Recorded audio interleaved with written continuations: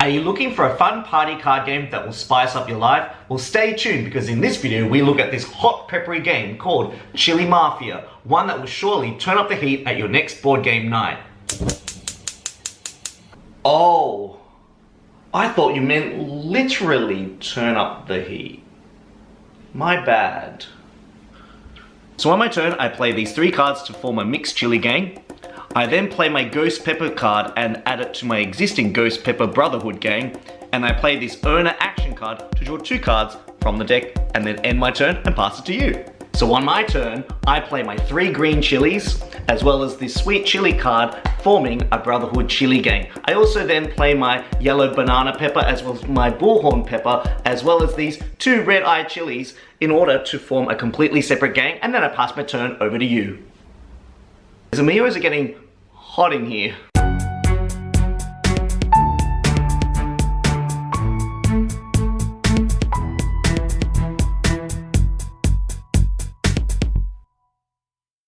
Chili Mafia is a set collection party game where players work for the Ministry of International Chili Security as they try to capture the biggest and baddest chili members from around the world. In a similar vein to other cutesy set collection games such as Sushi Go, Chili Mafia is a game that adds a hit of spice to every turn and choice that players make. At the beginning of the game, players draft 6 starting cards into their opening hands. There are 3 main types of cards found in the deck: Chili Gang member cards, action cards, and hot cards. Chili Gang members are like a box of assorted chocolates as they come in a range of different characters and vary from 1 to 10.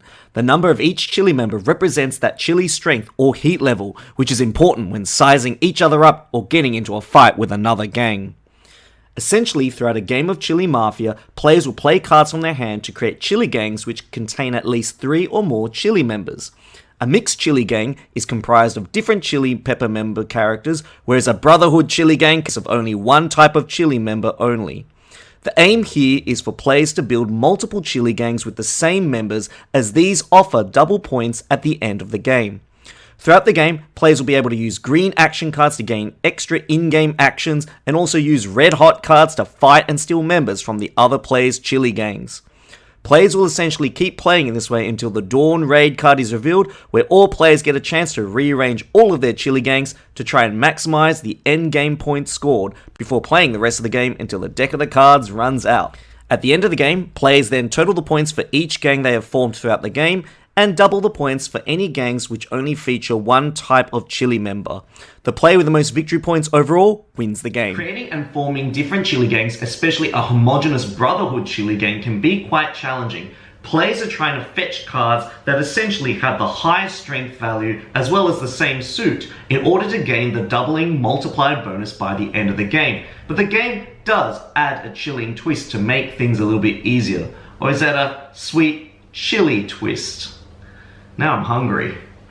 The sweet chili card only has a heat value of 1. It's so sweet. However, its power isn't in its strength, but rather its suit. The sweet chili card can be used as a wild card, substituting itself for any other chili member. It's like a sneaky mild chili that sauces up the gangs a bit, sweetening them up, as they say. Although the main focus of the game is to try and create really powerful chili gang combinations by combining the high strength values and suit values, the game introduces some action cards and heat cards to spice things up by providing players with extra utility and flexibility for fishing out the cards that they need, as well as adding some heat and pressure to the other players.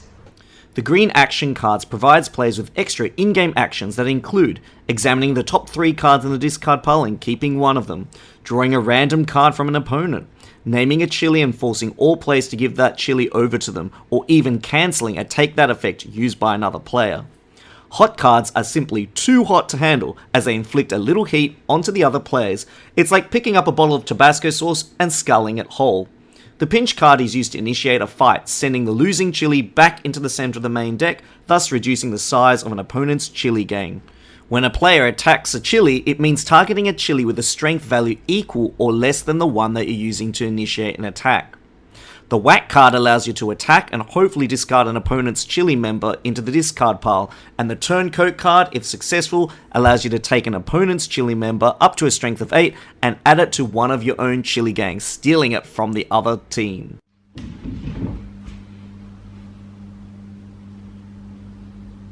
think we need to initiate a shakedown. Let's see what this guy's got.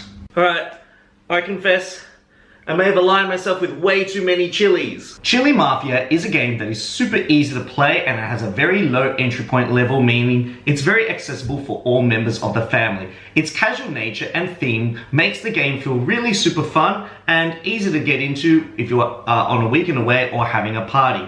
The set collecting element in the game is particularly fun because as the other players try and form their really big chili gangs, the other players become more and more aware of the specific chilies that other players are vying for, meaning that players who want to stop and balance the game out can save up their action cards to try and target particular players who might be in the lead or might be winning the game.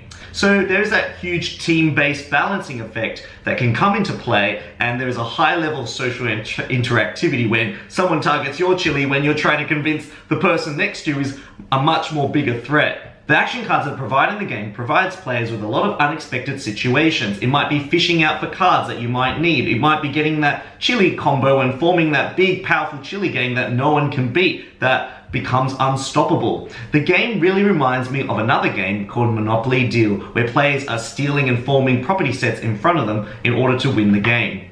What I also really like about Chili Mafia is that you can pretty much play as many actions as you like on your turn, except for hot cards, which you can only play one per chili gang pod that you have out in front of you. And this kind of leads to some really cool comboing and chain action effects where you can kind of place two maybe chili gangs out, but also use a take that card on another player to try and influence their board state. Being able to play multiple actions and triggering multiple effects on your turn can make your turn feel really impactful.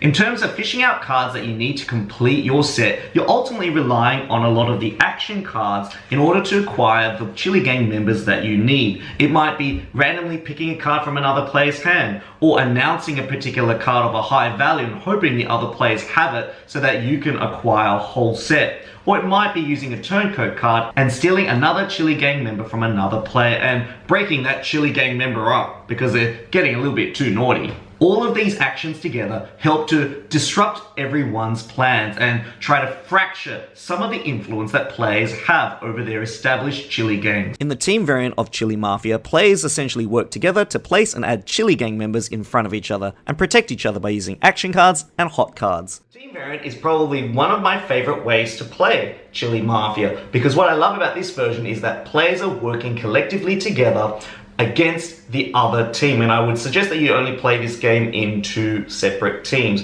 one team versus the other. The reason I suggest that's probably better in this format is because the players collectively on your team have an access to a wider range of cards. When you play it as individuals, you tend to have less access to those cards, and in a team variant, your partner can actually help you if especially you've got a particularly strong gang that you want to protect from the other team. It also provides for a far more social way to play the game. It also instills a sense of camaraderie when you do play it. There's some points to consider if you're thinking about getting Chili Mafia for your board game collection. First of all, the game has a very low entry point and it's really suitable for any age level. I also think that if you're going up against a player who's played at 10 or a 9 in their chili gang, it's going to be really hard to try and beat them because there's not many ways to try and counter cards that have that high strength chili value.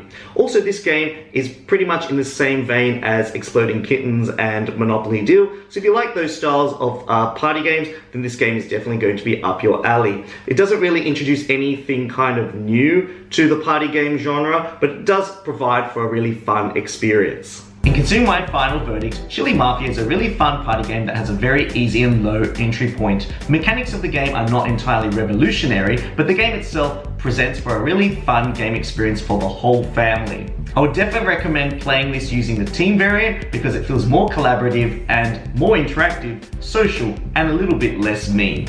Thank you once again for joining me for another Board Game Sanctuary video. If you thought this game was super hot, then don't forget to like, subscribe, and also comment in the comment section below and talk about what you thought about this game overall. If you also want to head over to my Facebook page, you can like and follow for all the latest Board Game Sanctuary updates. And if you are a very dedicated fan, then you can head over to my Patreon page and become a Board Game Sanctuarian and gain access to some exclusive behind the scenes content, as well as help this channel to grow and thrive. This is Danny signing out. I hope your next game is an amazing one. Goodbye.